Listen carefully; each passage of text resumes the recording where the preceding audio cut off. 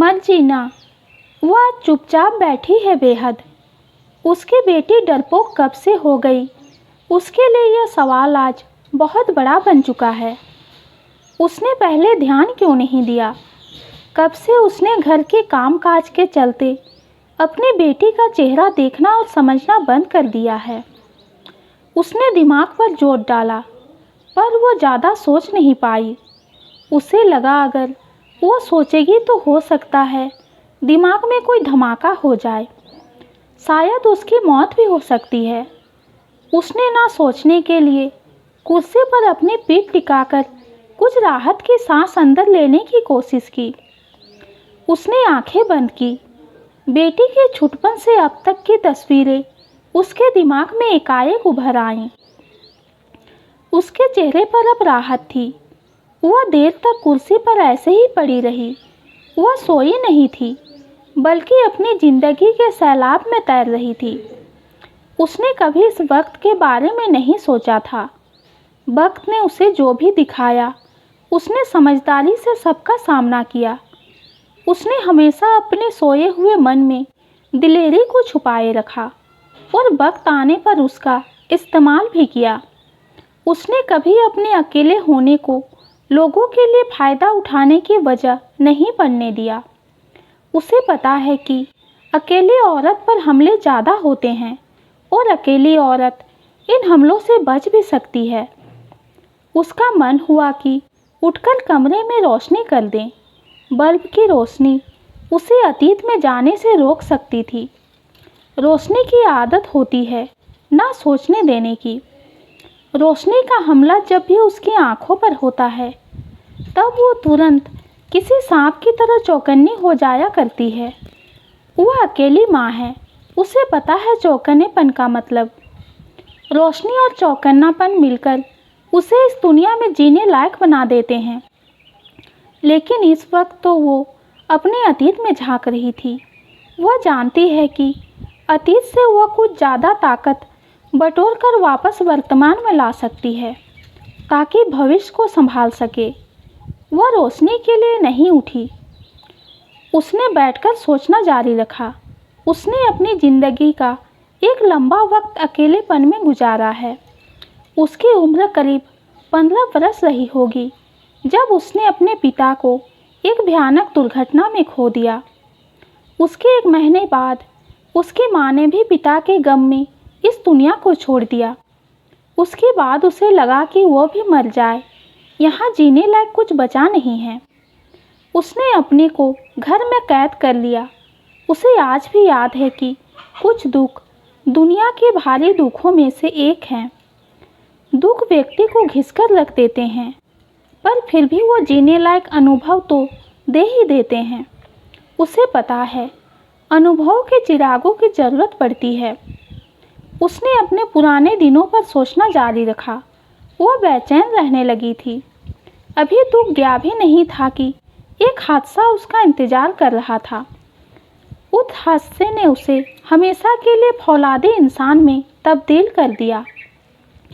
आज जब वह उस घटना को सोचती है तो वह सहम जाती है। उसके लिए अब बड़े से बड़े धक्के कुछ भी नहीं हैं, पर आज उसकी बेटी का यूं डरकर घर लौटकर आना उसे अखर रहा है। वह ऐसे कैसे होने दे सकती है? उसने ही बाप और माँ बनकर उसे पाला है, उसे प्यार किया है, उसे अब तक सबसे ज़्यादा चाहा है। उसने कुर्सी पर बैठे बैठे कुछ करने का सोचा, पर क्या वह नहीं जानती थी। उसे याद है जिसे उसने चाहा था वह भी उसे छोड़कर चला गया था। उसने उसे समंदर के किनारे अपने जीने की बात कही थी। उसके चले जाने के बाद वो कब तक वहीं बैठी रही थी। वो चला गया। वो जो सपने टूटे थे उन्हें समेटती रही, पर वो इतने बिखर गए थे कि वह देर तक कोशिश करती रही, पर उन्हें वो समेट नहीं पाई। कुछ तो समंदर के पानी में खारे हो गए, कुछ भाप बनकर उड़ गए, कुछ उसी समय हुई बारिश में बह गए, कुछ समंदर के ऊपर से गुजरते हुए हाईवे पर सवार होकर कहीं चले गए, पर कुछ ऐसे भी थे जो उसे छोड़ने के लिए राजी नहीं थे।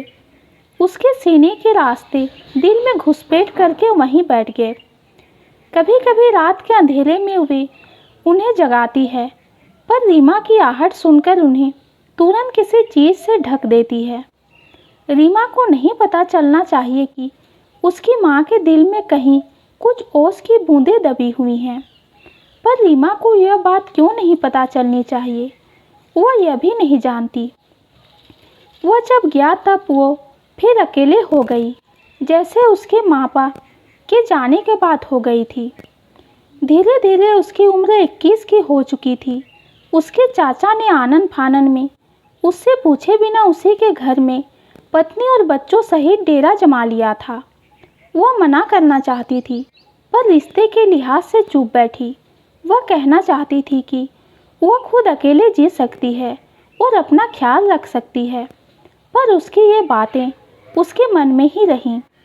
वह चाहकर भी इन बातों को उगल नहीं पाई। उसने पढ़ाई छोड़कर पार्ट टाइम काम तलाशा और किस्मत से मिल भी गया। उसकी दोस्ती खुशमिजाज लड़की शालिनी से हुई। शालिनी ने अपने घर वालों के खिलाफ जाकर अमित से शादी की थी। कई बार बातों बातों में शालिनी अपना दुख भी जता देती थी, फिर भी उसे शालिनी के कुछ खास दिखता था जो खुशी के साथ झलकता था। उसे हमेशा शालिनी में बहादुरी दिखाई देती थी। उसे अमित भी खास लगता था, शांत सा रहने वाला लड़का। लेकिन एक सुबह जब उसका फ़ोन बजा तब बुरी खबर ने उसके कान में खून ही निकाल दिया। जब वो शालिनी और अमित के घर पहुंची तब पुलिस ने शुरुआती पूछताछ की और यह बताया कि दोनों का देर रात खून हुआ है। बच्ची जब सुबह उठी तब से रो रही है। शक होने पर पड़ोसियों ने पुलिस बुलाई। दोनों की हत्या बेरहम तरीके से हुई। उसे लगा उसकी दुनिया एक बार फिर उजड़ गई। रीमा शालिनी और अमित की आखिरी निशानी थी। रीमा को यह बात आज भी मालूम नहीं कि वह उनकी बेटी नहीं है। रीमा को पालना उसके ज़िंदगी के सबसे महान सुखों में एक था, लेकिन रीमा के चलते उसके चाचा और चाची ने ना दिखने वाली जलन महसूस होती थी। उसने कभी नहीं सोचा था कि उसके खुद के रिश्तेदार उस पर क्या करना है और क्या नहीं करना है का दबाव डालेंगे। जब वो रीमा को किताबी कहानियाँ पढ़ाकर सुनाती तब कभी कभी वो बीच में रुक जाती। उसे अपने ही घर में यह महसूस होता था कि उसके शरीर को कोई दो आंखें घूरे जा रही है। ऐसा लगता था कि उसके नहाने से लेकर सोने तक की प्रक्रिया कोई अपनी निगरानी में रखता है। एक दिन उसने अपने चाचा को गौर से देखा और पाया उन्हीं की तो नज़रें ऐसी हैं जो शिकारी की तरह उसके पीठ पर चिपकी रहती हैं। उसे घर में घुटन सी होती थी।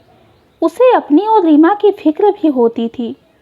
उसने अपनी चाची से कई बार चाचा के बर्ताव पर बात करने की कोशिश की, पर चाची बात सुनना नहीं चाहती थी। एक दिन रीमा को चाइल्ड केयर में छोड़कर वो घर लौटी। घर में अजीब सा एक सन्नाटा था। उसने चाची को कई आवाज़ लगाई, पर वो कुछ न बोली। थोड़ी देर बाद चाचा अपने कमरे से निकलकर आए और कहा, कई औरतें मंदिर गई हैं, वह भी उनके साथ चली गई हैं। उन्होंने शरीर पर एक तौलिया ही लपटा हुआ था। एक अजीब सी दहशत उसके मन में घुस गई। उसने नज़रें नीचे कर ली। वो रसोई की तरफ बढ़ चली। पीछे से उसके चाचा ने कहा, अगर चाय बनाने जा रही हो तो मेरे लिए भी एक कप बना लेना।